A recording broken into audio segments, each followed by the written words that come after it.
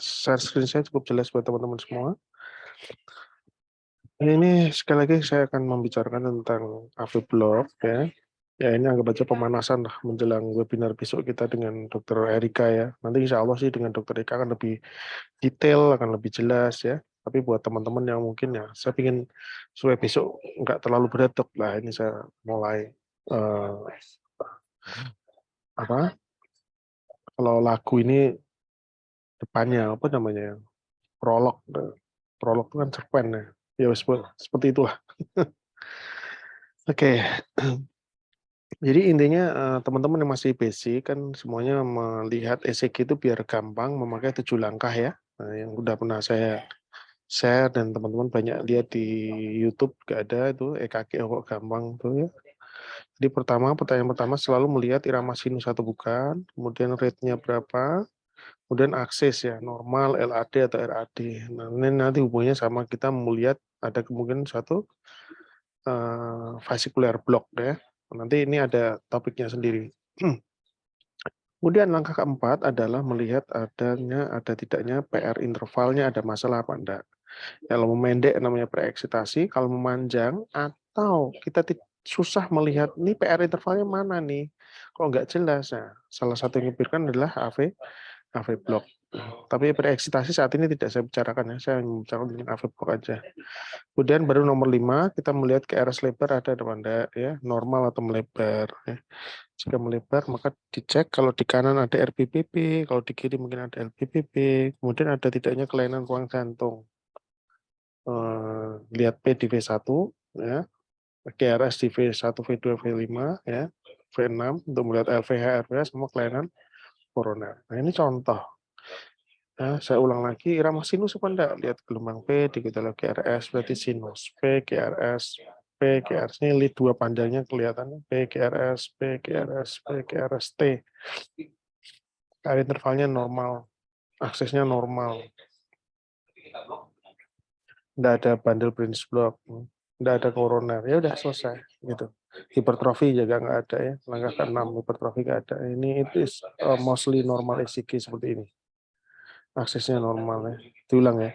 Irama sinus yang ini 70 kali per menit, aksesnya berapa? 1 positif, APF positif, so normal. Kan? PR interval normal. KRS lebar nggak ada, LAA nggak ada, RAA juga nggak ada, LVH juga nggak ada. Ya.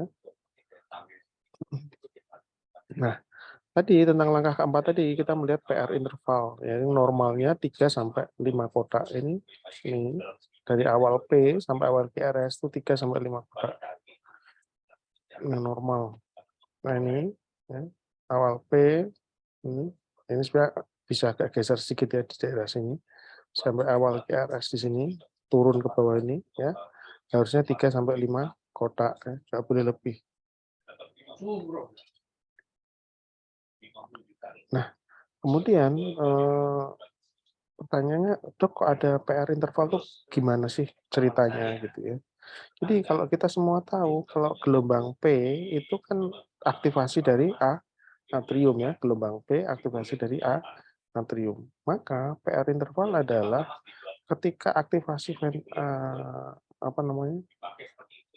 Atrium ditambah ini di AV node ini. Tapi terutama yang fokusnya kita adalah di AV node. Karena AV node ini merupakan pertemuan antara atrium dengan ventricle satu titik di sini yang berfungsi mendelay antara atrial dan ventricular contractions. Ini ciptaan Tuhan ya. Jadi supaya proses diastoliknya itu bagus ya. Bayangin kalau misalnya nggak ada AV node, maka begitu atrium memasukkan darah ke ventricle langsung dipompa nih sama apa namanya ventricle karena dia nggak ada delay. Dengan delay ini maka atrial pump kemudian ada delay sedikit supaya pengisian ke ventricle bagus, kemudian ventricle mau memompa ya, sehingga memproteksi ventricle dari rapid stimulation terutama kalau ada gangguan irama di atas. Ini menjadi blok di sini supaya semua impuls dari atas harus lewat AV node. Ya. Tapi kalau secara teoritis ya, kalau PR interval sendiri ya sebenarnya dimulai sejak kan PR interval gelombang P sampai ketemu GRS. Gelombang P berarti kan dari sinus sini. Nah, ini awal gelombang P di sini. Ini sebenarnya udah masuk PR interval. Jadi aktivasi atrium itu sini sebenarnya masih PR interval. Ya. Aktivasi atrium itu masih masuk dalam PR interval sampai nanti masuk ke his bundle itu masih PR interval. Ketika masuk ke GRS baru itu betul-betul masuk ke ventricular muscle, ya gitu. Tapi secara umum fokus kita untuk PR interval itu sebenarnya bukan dari awal sampai sini ya, tapi di AV node-nya. Tapi kita tahu lah kalau misalnya nanti ada AV block derajat 1, jadi tidak selalu itu di AV node. Tidak selalu di AV node masalahnya. Bisa dari awal udah ada masalah, di sini sudah ada masalah, tetapi secara umum AV block terutama kalau kita masuk ke AV block derajat 1, derajat 2 maupun 1 itu di AV node-nya. Ya, jadi ya ini nice to know kalau yang ini ya. Tapi intinya bahwa AV PR interval ini terutama fokusnya kita ke AV node. Tapi kita semua tahu secara ilmiah bahwa sebenarnya PR interval mulai dari aktivasi atrium karena itu kan terbentuk gelombang P, ya kan? Nah, sampai ke bawah ya. Jadi ketika melihat PR interval memanjang, maka yang kita pikirkan adalah ada tidaknya suatu AV block. Nah, nanti kita pelan-pelan ya. Jadi ini irama sinus, sinus yang normal karena kita lihat dengan PR interval yang normal. Kira-kira berapa kotak ini? 1, 2, 3, 4. So, mau kan 3 sampai 5 ya. Jadi 4 kotak normal. Ini yang normal ya, grafiknya normal. Nah, kalau memanjang, misalnya ini memanjang, ada namanya AV block derajat 1. Sebenarnya sih istilah blok itu enggak pas ya buat AV block derajat 1 ya. Kenapa? Karena ini lebih banyak ke masalahnya ke delay ya. Jadi perlambatan, bukan blok. Jadi dia mendelay aja. Di mana di sini ditandai dengan PR interval yang tetap di sini, tepat di sini. PR interval di sini tetap, nah, intervalnya tetap, tapi memanjang di mana dia di atas 5 kotak kecil. Nah, ini kira-kira sekitar 6 kotak kecil, 6,5. Ini juga 6,5, 6,5 ya. Dan tapi semua impuls dari atrium itu dijalankan ke ventricle. Semua impuls dijalankan ke ventricle. Nah, akan tetapi sering PR intervalnya terlalu memanjang sehingga gelombang P-nya itu bertumpuk pada gelombang T di depannya gitu. Nah, kita lihat nanti ya. Nah, ini misalnya ini kan tadi 0,2 second ya paling paling paling panjang ya. Ini 0,34 second. Nah, ini termasuk segi AV block di mana P selalu diikuti oleh GRS. P diikuti oleh GRS tapi PR intervalnya memanjang. Ya. Nah, ini PR interval memanjang kadang-kadang sampai menumpuk dengan gelombang T. Ya. Nah, ini mepet banget dengan gelombang T. Bahkan kadang-kadang kalau kita nggak melihat dengan detail itu kadang-kadang kita melihat ini nggak ada AV block karena dia sangat mepet sama gelombang T gitu. Oke, ini contoh. Dan tidak selalu pada AV block derajat 1 itu heart rate-nya lambat ya. Beberapa pasien heart rate-nya normal aja. Kayak ini heart rate-nya kira-kira sekitar 1, 2, 3, 4, 5, 60 kali per menit normal. Tapi kita lihat PR intervalnya memanjang. Memanjang hampir 8 kotak, 7 kotak ya. 7 kotak nih. Ini 7 kotak. 7 kotak. Bahkan ini relatif normal banget ya. Kurang lebih 80 kali per menit ya. Tapi PR intervalnya memanjang. Memanjang. Di atas 5 kotak kan. Udah disebut mahal. 1P selalu diikuti oleh 1 GRS. 1P diikuti oleh 1 GRS. 1P diikuti oleh 1 GRS. 1P diikuti oleh 1 GRS. So ini PR interval yang memanjang tapi tidak ada drop beat. Jadi sebenarnya bukan blok sebenarnya si AV block dari 1 itu, tapi hanya perlambatan, delay aja. Nah, ini malah relatif agak takikardia sekitar 100 kali per menit. Tapi AV block derajat 1 lihat. PR interval memanjang. Ini sampai sini di atas 5 kotak. Ya. Tapi ada AV block derajat 1. Nah, ini mepet banget dengan gelombang T ya. Panjang banget. Nah, ini PR prolongation-nya sangat bermakna ya, sangat signifikan. Nah, itu tadi. Jadi intinya tak ulang kalau AV block derajat jauh adalah tidak ada blok, tapi delay atau perlambatan dari impuls waktu melewati AV node. Nah, ya secara teoritis bisa aja bukan hanya di AV node ya, tapi intinya kita melihat PR interval memanjang pada segi AV block ini lebih banyak kita ngomongnya di AV node. Ya. Nah, kemudian ada AV block derajat 2. Nah, kalau ini betul-betul sudah terjadi blok. Kenapa? Karena ada gelombang P, impuls dari atrium, GRS, P, GRS, P yang tidak diikuti oleh GRS. Tidak diikuti oleh GRS. Nah, ini ada blok betul ini di sini. Nah, AV blok derajat 2 itu ada dua tipe. Tipe Mobitz 1, Wagenbach ya, atau tipe Mobitz 2. Di mana kalau tipe Mobitz 1 itu penjalanan via AV node makin lambat dan akhirnya tidak diteruskan. Ini Anda enggak panjang, PR interval makin panjang, terus ada drop bit ya, ada P tidak diikuti oleh GRS ya. PR interval makin memanjang, akhirnya tidak ada kompleks GRS-nya adalah AV block derajat 1 yang Mobitz, AV block derajat 2 yang Mobitz tipe 1 atau Wagenbach namanya. Ya. Nah, ini dia grafiknya. PR intervalnya pertama normal, makin panjang, kemudian ada gelombang P tapi tidak diikuti oleh GRS. Nah, kalau kamu teman-teman mau agak komplit ya ditulis tuh berapa 1, 2, 3, 4, 3 GRS berarti 4 banding 3. 1, 2, 3, 4, 4P 3 GRS berarti rasio konduksi 4 banding 3. Ini juga sama contoh. PR intervalnya ini masih berapa kotak ini? 1, 2, 4 normal, kemudian dia jadi 6, jadi 8. Nah, kemudian ada drop bit. Jadi ibaratnya gini, kalau AV block derajat 1 tuh teman-teman udah punya, kalau pacaran kan biasanya ya pasti masih baik-baik ya. Tapi kalau udah nikah gitu ya, nah AV block derajat 1 udah setahun nikah tuh, derajat 1. Jadi ketika kalian minta si suami, sayang minta dong kopi gitu. Kalau pas pacaran kan langsung dibikinin tuh, atau pas awal nikah. Nah ini udah setahun jadi ya sebentar nih lagi nyuci gitu dah. Dia agak lambat aja tapi tetap dibuatin. Nah, kita mau pit 1 ini second degree AV block itu dibuatin 10 menit, besoknya dibuatin lagi 15 menit, dibuatin lagi 20 menit. Besoknya ditunggu-tunggu nggak datang kopinya. Gitu. Ini namanya AV block derajat 2, kopi tipe 1. Gitu. Ini contoh yang lain. Ya lihat ini.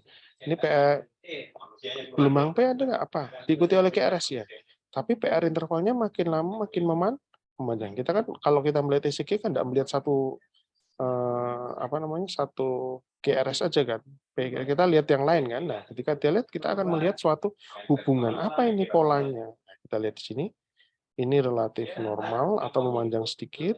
Tapi ini kok makin panjang. Ini makin panjang terus ada P tidak diikuti oleh GRS. So, ini adalah AV block derajat 2 Mobitz tipe 1 di mana ada blok. Tetapi bloknya progresinya itu pelan-pelan, pelan-pelan kemudian blok. Dan ini adalah khas masalahnya di AV node. Karena kalau masalahnya ada di infranodal, di HIS dan lain-lain, dia biasanya tidak seperti itu, tidak progresnya tidak pelan-pelan tetapi langsung. Nah, itulah kenapa kalau Mobitz tipe 2 itu kita curiga suatu infranodal. Jadi masalahnya di bawah AV node ya. Tapi kalau ini biasanya masalahnya di AV node. Nanti tak tunjukkan gambarnya ya. Ini contoh lagi. AV block derajat 2 Mobitz tipe 1 atau Wagenbach. Lihat PR interval normal agak memanjang, lebih panjang lagi, ada drop bit, ada P tidak diikuti oleh GRS. So, ini adalah AV block derajat 2 Mobits tipe 1. Jelas ya? Ini juga sama. Makin panjang, makin panjang, makin panjang, makin panjang. AV block derajat 2 Mobits tipe 1 atau Wagenbach, rasio berapa? 1, 2, 3, 4, 5, 6. 6 banding 5.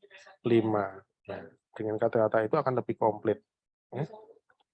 Nah, cuma ini ada RBBB nih, berarti ini agak serius karena dia selain di AV node ada masalah juga di bundle branch. Ya.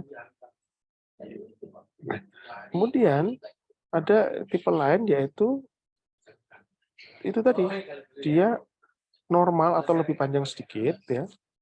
Tetap aja PR intervalnya namun tiba-tiba hilang. Contohnya ini normal P GRS P GRS P GRS langsung hilang deh. Ya. PR intervalnya konstan, AV node terkadang tidak menjalankan impuls dengan gelombang GRS. Kalau tadi kan yang 1 tahun pertama itu dibikinin tapi 15 menit gitu ya. Biasanya langsung kan, yang 15 menit.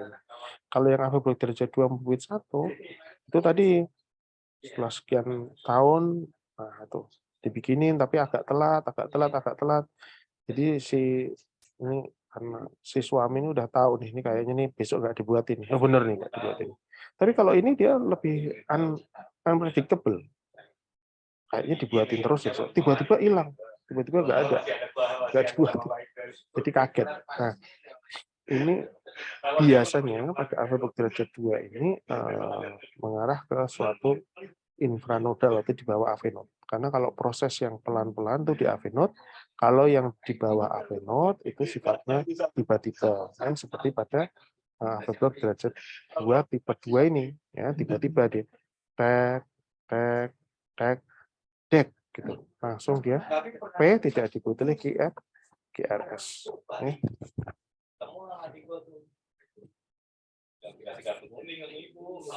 Ya, ada masalah ya, kalau ada masalah WA apa kok WA apa sih chat.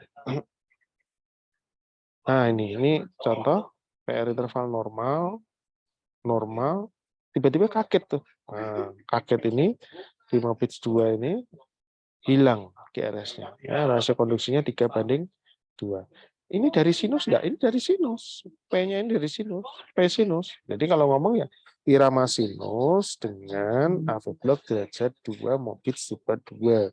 Gitu. P-nya ini adalah P sinus. Ya. Nah, ini contoh lagi. P GRS T, P GRS T, P GRS T, P. Nggak ada GRS-nya. Nah, ada drop bit. Nah, ya. Itu. Nah, ini juga contoh sama. P GRS T, P GRS T, P nggak ada GRS. P GRS T, P GRS T, P nggak ada GRS. Ya. Ini adalah Mobits tipe 2. Contoh lain lagi sama. P GRS, P GRS, P nggak ada. Ditambah dengan apa? LPBB ya bentukannya ya. Ini kan di V1. Juga sama. PGRS, PGRS. Kayaknya tenang-tenang aja, tiba-tiba drop it langsung. PGRS, PGRS, PGRS, PGRS, tiba-tiba drop it langsung. Nah, satu, sayangnya kok saya enggak bikinin enggak bikinin contoh ya. Apa membedakan dengan apa AV block derajat 2 ini dengan AV block derajat 2 Mobits 2 dengan PAC yang non conductive. Nah, membedakannya gimana? Kalau yang AV block derajat 2 ini P, ini ya, tek, ini enggak kelihatan ya. Mungkin di sini tadi. Tek, tek, tek, ini sama. Ini adalah muncul pada apa namanya? Jaraknya P ini sama. Tapi kalau PAC yang non conducted dia early. PAC-nya lebih early. Jadi gelombang P-nya bukan di sini tapi di sini. Nah, itu kemungkinan PAC non conducted. Kalau ini adalah AV block derajat 2 karena gelombang P-nya munculnya sama. Ingat PAC kan artinya apa? Prematur atrial contraction. atau kalau sebutannya supraventricular extrasystole, ya. Prematur. Prematur kan berarti early. Nah, kalau PAC berarti ada gelombang P yang early yang muncul, gitu. Tapi kalau AV node enggak, AV block enggak ada. Tek tek tek, blok gitu aja udah, ya. Adalah AV block derajat 2 Mobitz tipe 2. Ini nanti kita kalau sambil ketemu kalian nanti tak carikan contohnya. Nah, ini juga sama, AV block derajat 2 Mobitz tipe 2 ya. Nah, ini AV block derajat 2 Mobitz tipe 1, PR interval makin panjang, terus ada blok. Ini tetap ada blok Mobitz 2. Nah, ada yang 2:1 blok. Nah, ini adalah suatu makhluk tersendiri sebenarnya. Ya, makhluk tersendiri karena kita sebenarnya agak susah membedakan ini Mobitz 1 apa Mobitz 2. Nah, ada sih kemungkinan ini di bawah, ini di atas gitu ya, nodal atau infranodal, di bawah nodus AV atau di nodus AV ya kemungkinan, tapi secara pasti lewat ECG apa namanya permukaan seperti ini nggak bisa. Tuh. Nah, ada lagi yang selanjutnya adalah namanya AV block total. Jadi kalau tadi AV block derajat 2 itu masih dibikinin kopi, kalau ini nggak pernah dibikinin kopi karena udah nggak ada komunikasi antara atrium sama ventricle. Jadi betul-betul ada blok betul. Definisinya gimana? Jadi kayak kita kan melihat suatu gelombang ECG ya, kemudian kita lihat apa namanya? Kita nggak bisa menilai gelombang PR yang pasti yang mana sih gitu. Misalnya contoh ini ya, PR interval PQRS. Ini agak panjang ya. Tapi ini kok pendek ya. Ini panjang lagi.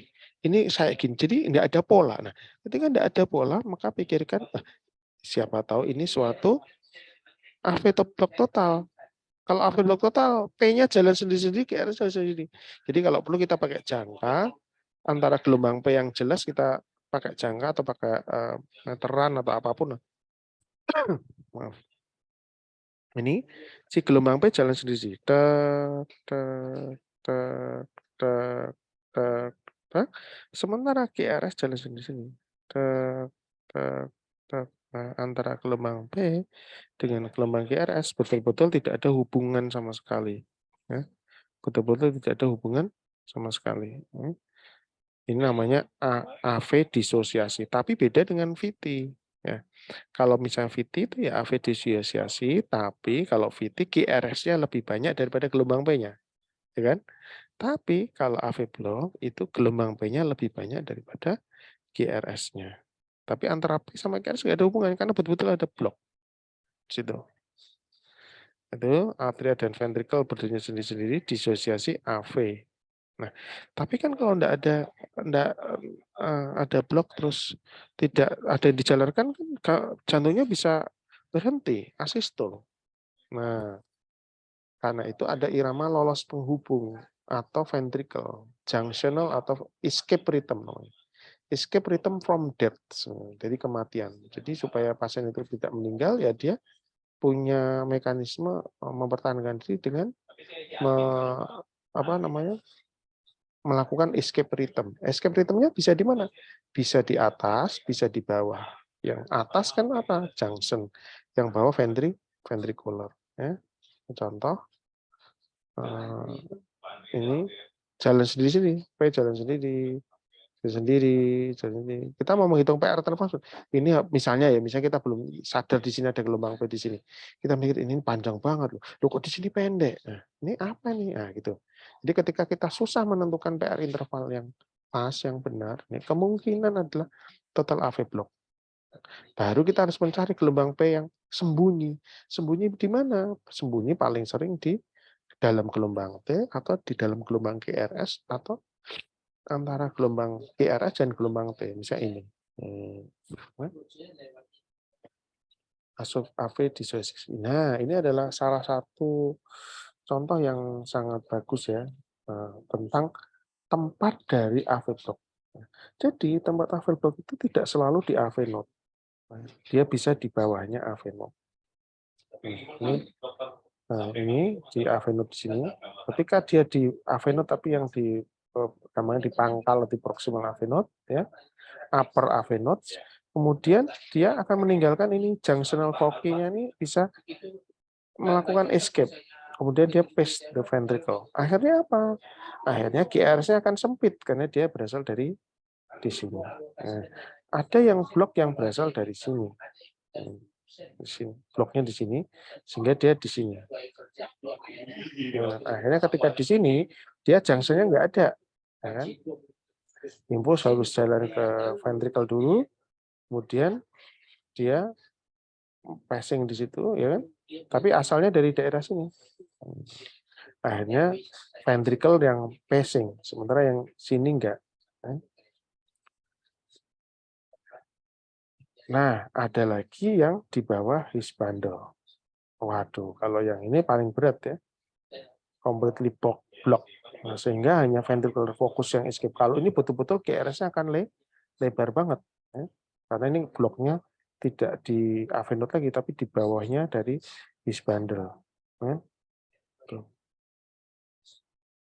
Ini contoh lagi. Nah, tadi saya bilang kalau dia di sini, di daerah sini bloknya, maka bisa daerah sini junctional ini memberikan escape rhythm. Fokusnya dari junctional. Nah, lihat deh. GR-nya jadi sempit. P, tapi GR-nya sempit. Sempit itu berarti kurang dari 0,12. Nah, tapi kalau yang di bawah, ya misalnya di sini, bloknya di sini, atau di sini, di tengah-tengah sini, maka akhirnya ventricular escape rhythm aja. Akhirnya GRS-nya akan lebar. P, P, P jalan sendiri-sendiri P-nya. Dia nggak peduli sama GRS. Aku nggak peduli lu mau apa, pokoknya aku tetap apa tetap merangsang nih di atrium. Dia nggak peduli. Nah, akhirnya si ventricle dia harus berusaha hidup kan dengan melakukan namanya escape rhythm, ventricular escape rhythm. Nah, ini juga sama. Biasanya kalau yang junctional itu masih agak cepat nih, kira-kira 40-an sampai 50 itu bisa. Tapi kalau yang ventricle rata-rata 30, 25 gitu ya. Untuk passing-nya itu rate-nya cuma segitu kalau yang ventricular. Nah, ini contoh yang ventricular escape rhythm PGRS-nya kelihatannya pertama kayak ada hubungan, tapi ini makin panjang. Oke, mungkin kita berpikir ini ada hubungan, ini makin kita nggak lihat ini ya, kita nggak lihat ini karena kita misalnya beginner gitu ya, baru-baru. Kita kan melihat PR interval tuh. Oh, ini kayaknya memanjang nih. Oke. Oh, makin panjang ya di sini. Ini pasti AV block total AV block derajat 2 maupun 1 nih atau weekend bah. Begitu kita lihat di sini, loh ini kok pendek banget. Ini misal kita nggak bisa mengidentifikasi ini. Tapi kalau kita sudah melihat ini, kalau ini kan jelas banget ya. Oh ini P-nya jalan sendiri-sendiri. Ya. Nggak sama. Lihat ini pendek, ini makin panjang. Loh kok ini pendek lagi, piye toh ki? Nah, tapi begitu kita melihat, ini ada drop bit ya. Ini ada P. Ini ada. Oh, ini ada cenilan di sini nih. Di atas gelombang T ya. Kemungkinan adalah gelombang P. Jadilah kita bisa melihat P-nya. P ini jalan sendiri-sendiri. Kalau kamu teman-teman di ayah yakin pakai jangka, kalau ada EKG real atau pakai kertas dikasih coretan di sini sama sini. Ya, nanti kita geser. Oh, ini di sini nih P-nya. Ini ya, di sini. Ya, gitu. Nah, kalau ini escape rhythm-nya dari mana? GRS-nya lebar. Berarti dari ventricle. Berarti letaknya di infranodal AV block-nya. Ya kan? Kalau yang ini, P-nya jalan sendiri juga. P dia nggak peduli. Dia nubruk terus. Di sini. Nah, ada, kalau bahasa Jawanya apa? Gendulan, cenilan, undulasi di antara gelombang GRS dengan gelombang T. Kenut sedikit di sini. Nah, ini enggak normal. Harusnya gelombang T itu mulus kayak gini nih. Mulus nih kayak gini.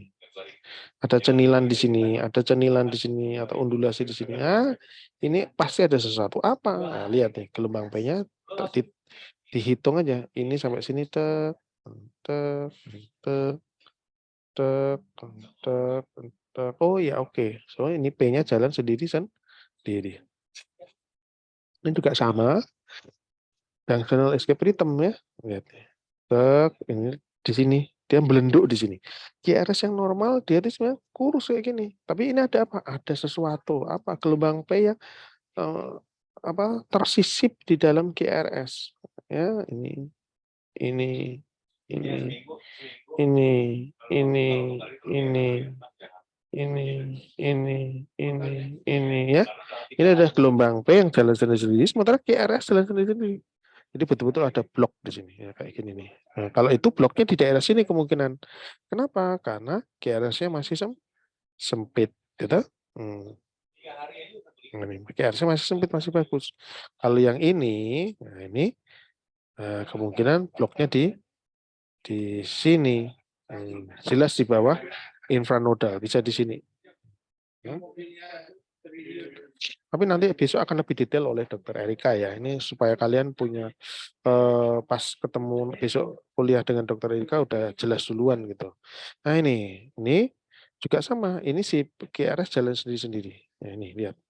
Tek, tek. Kalau kita dia jalan sendiri-sendiri.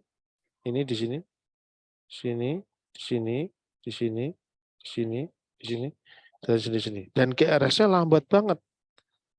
Lambat, QRS-nya agak gede, berarti ventricular escape rhythm. Ini juga sama, ventricular escape rhythm. Ini P-nya dari sini, masuk ke dalam QRS, ke sini. Ini ada di sini, ya. Ini di sini, ini di sini, ini di sini lagi. Jadi si gelombang P ini jalan dengan kecepatannya sendiri dan kalau kita urutkan ada, QRS-nya jalan sendiri. QRS-nya agak lebar. Nah, inilah yang disebut AV block total, di mana AV node diambal total, bisa di bawah AV node atau di sini ya. Agar selamat si bisa kolonelnya di bawah sini kalau hambatannya di sini, atau kopral tuh QRS lebar dari ventricle di sini yang berdenyut, yang menyelamatkan ya. Nah, ada lagi bentukan yang lain. Jadi kan AV block derajat 1, derajat 2, AV block total. Ada namanya AV block derajat tinggi, high degree AV block. Jadi kadang-kadang ada P yang berhubungan sama QRS. Ini P-nya ini berhubungan sama QRS. Ingat, jadi tidak ada gelombang P yang menyisip di antara QRS dengan gelombang T. Itu enggak ada. Ya, karena betul-betul ini P QRS. Ini sama ini berhubungan. Tapi ini di blok, ini di blok, ini di blok. Ini ada hubungan lagi. Blok, blok hubungan. Blok hubungan. Itu namanya AV block derajat tinggi, high degree AV block. Tapi selalu ada satu gelombang P yang berhubungan sama QRS. Nah, contohnya ini. Tak ini ada hubungan dengan gelombang T. Ini di blok, ini ada hubungan lagi. Di blok ada hubungan lagi. Beda dengan total AV block ya. Total AV block nggak ada hubungan sama P sama QRS sama sekali. Sehingga nubruk-nubruk. Termasuk lihat tadi, nah ini kadang-kadang P-nya numpuk di QRS atau di antara QRS dengan gelombang T itu. Tapi kalau high degree AV block itu nggak ada P yang antara QRS sama T itu nggak ada. Dan memang semakin ke bawah semakin berat. Jadi pertama AV block derajat 1 hanya delay aja. Kemudian ini ada drop beat di moped 1, moped 2, kemudian ada high degree, yang terakhir ada complete AV block. Ini paling berat ya. Nah, sering kita temui AV block ini pada pasien dengan ACS, acute coronary syndrome. Nah, ini tak bacain aja ya. Saya belum sempat bikin PowerPoint yang bagus. Intinya bahwa AV stem ACS ya, myocardial infarct, STEMI maupun saya pernah dapat pasien dengan non STEMI ternyata AV block. STEMI AV block juga ada bisa. 12-25%. Ya. Sebagian besar adalah first degree AV block 2-12%, second degree AV block 3-10%. Jadi AV block total itu paling sedikit. Nah, kalau kronik iskemi, kalau kronik biasanya persisten. Ya. Tapi kalau akut atau paling sering biasanya itu tidak persisten. Nah, transient AV block bisa muncul pada saat angina pectoris dan perimeter angina. Jelas karena dia menyempit. Kalau perimeter dia ada vasospasme, flow oksigen ke situ kurang baik, ya kemudian ada AV block. Nah, satu hal, AV node itu didarai terutama dari RCA paling sering. Kedua dari LCX. Ya, RCA sama LCX. Tapi paling banyak itu dari RCA. Nah, kalau yang infranodal, his bundle itu didarai oleh septal branch dari LAD. Ya, jadi inferior wall MI, kalau ada inferior infarct itu kadang-kadang ya terjadi AV block derajat 1 atau derajat 2, tapi biasanya kembali. Kalau kita melakukan reperfusi. Masalahnya kalau kita tidak melakukan reperfusi bisa kembali enggak? Kadang kembali, kadang tidak. Nah, tetapi kadang-kadang ada yang tipe 2 AV block. Jadi dia di bawahnya AV node. AV node di bawahnya karena yang kena itu di bawah tapi AV node-nya ikut terlibat. Akhirnya AV block derajat 2. Itu inferior. Nah, kalau yang second degree AV block, ya, seringnya yang second degree AV block tipe 2 itu seringnya pada anterior infarct karena dia kenanya di bundle branch. Nah, bundle branch ini dapatnya bukan dari RCA tapi dari LAD. Nah, kalau LAD STEMI-nya apa? LAD anterior ya. Saya kok aku nggak sempat bikin itu ya. Kalau LAD itu anterior, inferior to RCA. Jadi kalau LAD yang kena anterior infarct bisa itu type 2 second degree AV block. Nah, complete AV block juga bisa pada 8-13% dengan akut MA. Ini adalah contoh pasien STEMI inferior, nih, lihat 2-3 AVF, ST depresi di AVL, ST depresi di 1, dan ada AV block total. Lihat ada AV block total. P-nya jalan sendiri-sendiri. Ini ada P yang di sini. Nih, kalau kita ukur pakai jangka, te, te, di sini, keluar lagi, di sini, keluar lagi. Nah, ini gelombang T-nya jadi aneh nih, ada jendulannya nih. Nah, ini pasti ada gelombang P di sini. Ya, ini AV block. Ya.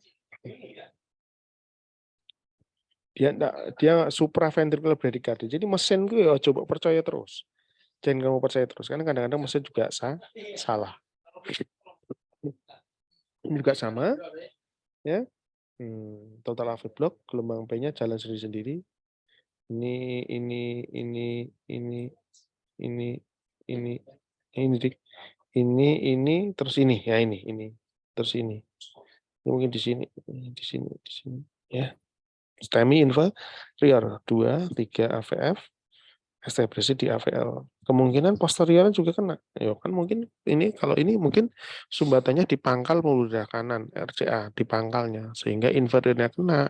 AV node yang ada di bawah juga kena ya. Posterior brain juga tertutup ya akhirnya dia posterior, inferior dan total AV block. Kalau yang kena anterior itu juga bisa itu terjadi AV block. Bukan selalu inferior ya, anterior. Tapi yang kena bukan AV node-nya, tapi di bawah AV node. Dan ini ditunjukkan dengan ECG ini. Ini lihat masih ada gelombang Q, tapi ada slightly ST elevation sedikit, T inversi yang dalam, nah ini masih agak kelihatan, ini agak. Nah, tapi ini ini pasti recent infarct nih, atau evolving. Jadi enggak baru banget sih karena sudah ada gelombang Q, tapi ini sedang terjadi ongoing. Kalau pasien masih nyeri, kejadiannya baru ya bisa aja. Nah, dengan total AV block lihat. P jalan sini, ada gelombang P yang membuat di sini. Di sini. Kayak di ya, jalan sendiri. Antara P sama QRS nggak ada hubungan.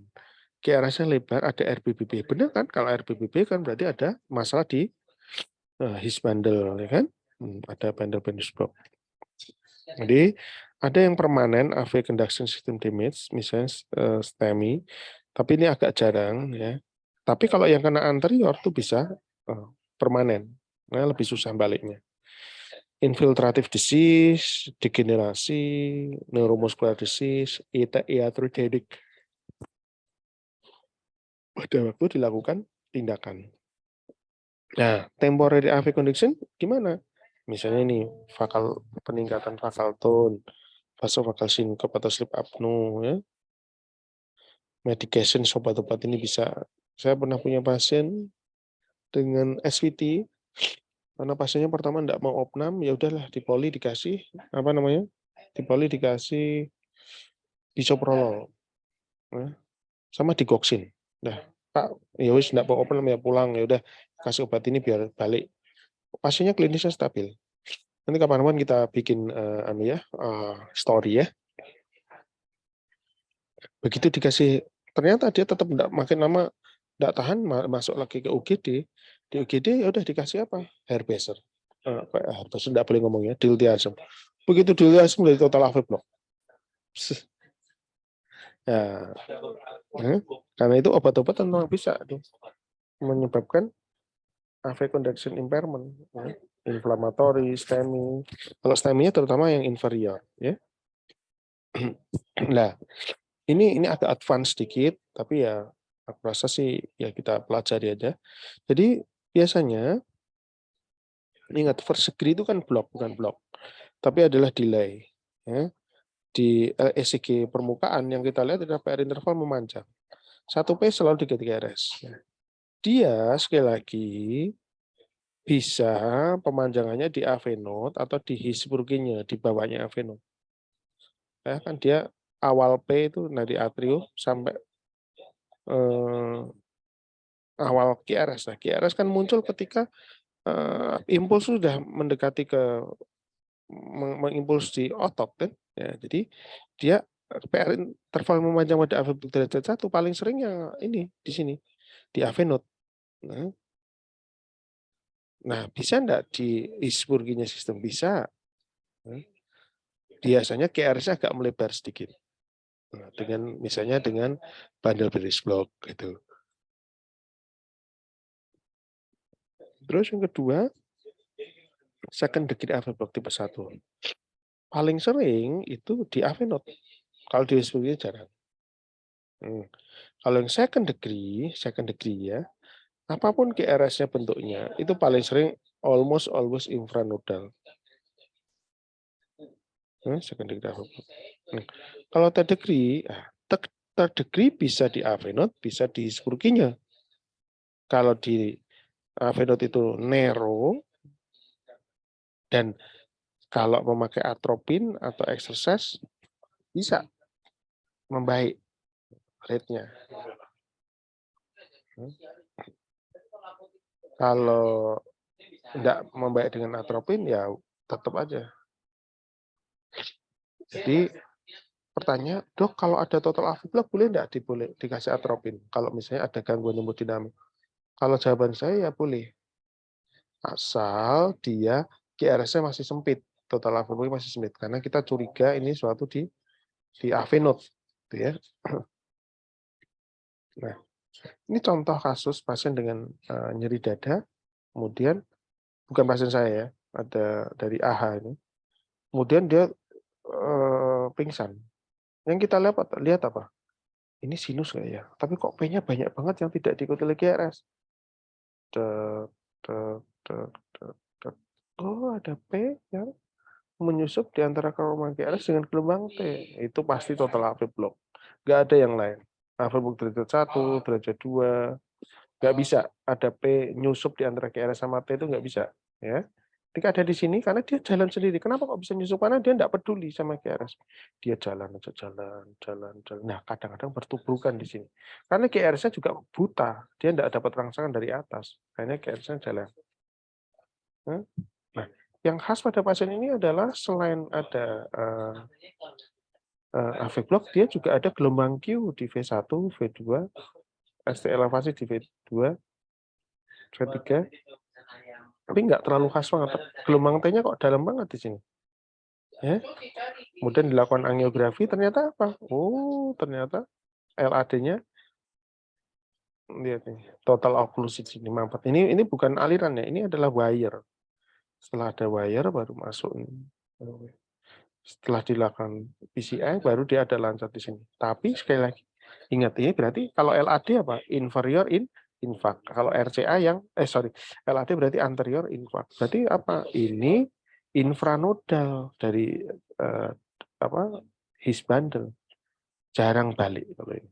Ya, jarang balik. Biasanya akan tetap AV block terus. Akhirnya terpaksa dipasang pacemaker. Nah, tadi aku bilang ada 2:1 AV block ya.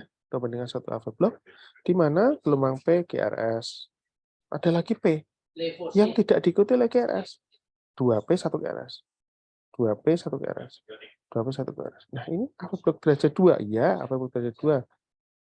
Tetapi yang mana nih? Beckenbach apa Mobit 1, Mobit 2? Nah, ini memang dengan ECG superficial kadang-kadang tidak bisa yakin 100%. Tapi ada beberapa clue. Misalnya PR intervalnya kok memanjang banget kayak gini. Ini memanjang. Oh, ini biasanya adalah aslinya mungkin AV block derajat 2 Mobit 1. Tuh. Nah, kalau pendek kayak gini normal, nah mungkin AV block derajat 2 Mobit 2. Apalagi kalau ada RBBB. Artinya kalau RBBB kelenainya kan di bawah AV node ya, bundle branch-nya kan. Nah, sudah ada kayak gini, PR intervalnya memanjang seperti ini. Oh, ini ada satu ya. Ada satu. Ini AV block derajat 2 ya. Ini benar. P-nya nggak kelihatan. Di mana? Lah ini di sini. Saking mepetnya. Ini P, P tidak diikuti oleh QRS. P tidak. Jadi 2:1 AV block. Ini nggak sama, 2:1 AV block, P QRS. P tidak diikuti oleh QRS. P QRS. P tidak diikuti QRS. Tapi kita nggak tahu ini yang AV block Mobit 1 atau Mobit 2. Ya. Kalau buat teman-teman itu nggak terlalu penting sih. Tapi kalau kalian mau memberikan atropin, nah itu baru kita pikirkan. Satu, jangan diberikan pada AV block 2:1 yang QRS-nya lebar. Karena itu pasti biasanya infranodal. Kalau infranodal tidak boleh diberikan atropin. Nah, kalau infranodal di sini, hati-hati dengan menggunakan atropin karena nanti bisa makin jelek kondisi bloknya. Tapi kalau QRS sempit masih bisa kita pikirkan 2:1 ya. Nah, ini salah satu cara, tapi ya ini jangan dilakukan pada pasien yang kondisi hemodinamik tidak stabil ya. Kalau mau memastikan sedikit ini Mobit tipe 2 atau Mobit 1 ini dengan vagal manuver. Jadi dilakukan carotid sinus message. Kalau AV blocknya bertambah, ya misalnya tadi misalnya dari 2:1 jadi 3:1, kemungkinan dia AV node tuh, karena dia punya kemungkinan dia masih di AV node. Tapi kalau tidak berubah, kemungkinan dia di infranodal. Tuh, tapi ya jangan kamu ini hanya melihat aja sih, maksudku kira-kira di mana gitu ya. Tapi kalau pasien gangguan hemodinamik ya jangan. Nah, gimana kalau gangguan hemodinamik, Dok? Boleh enggak diberikan atropin? Nah, ini ada beberapa artikel sih, tapi intinya kalau di refleks kalau 2:1 nggak boleh ya kalau refleks ya. Jadi harus kita pikirkan kira-kira ini nodal atau infranodal di nodus AV atau di bawahnya. Karena kalau di nodus AV kita bisa membantu tuh. Salah satunya adalah Nero QRS. Seringnya AV nodal. Akan respon dengan atropin 2:1. Jadi bukan berarti guideline kan bilang, oh mobil tipe 2 enggak boleh ya. Kalau 2:1 gimana? 2:1 kita nggak ngerti kan mobil tipe 1, mobil 2. Ya udah, kalau ini Nero bisa kita coba dengan atropin. Tapi kalau itu ternyata dari infranodal, maka bisa terjadi namanya paradoxical reactions. Cuma itu agak jarang di pasien dengan Nero QRS kompleks. Biasanya His-Burgernya tipis. Jadi ya kalau mau memberikan atropin, kalau kamu nggak yakin 2:1 ya harus pasang pacemaker dulu. Gitu ya. Ya, nggak boleh langsung kamu berikan kalau 2:1. Karena siapa tahu kita salah kan gitu. Transcatheter spacing should be considered. Nah, even second group ini. Nah, lihat atropin contraindicated in situation kalau ada high clarity His-Burger block karena bisa memperburuk bloknya. aggravate the degree of AV block because many information are tachycardia dependent. Ya. Nanti akan diterangkan lebih detail oleh Dokter Erika ya, teman-teman.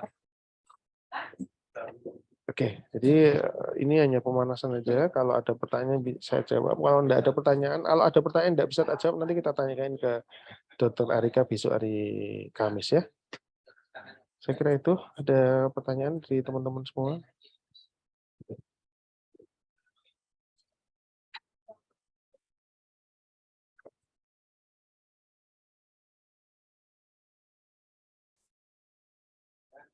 Ya, tidak kelihatan karena silau. Apa-apa.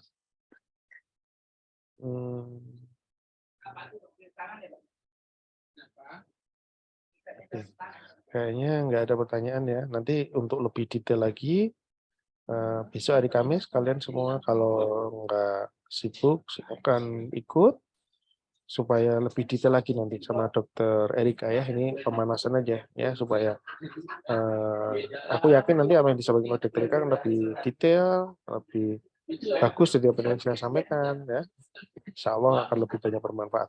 Saya kira itu. Terima kasih buat semuanya. Assalamualaikum warahmatullahi wabarakatuh.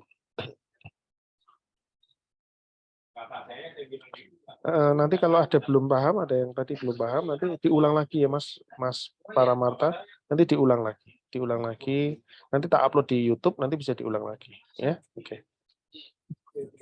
Nama Nyoman Gajah tuh ya. Sekarang udah gak gajah lagi tuh.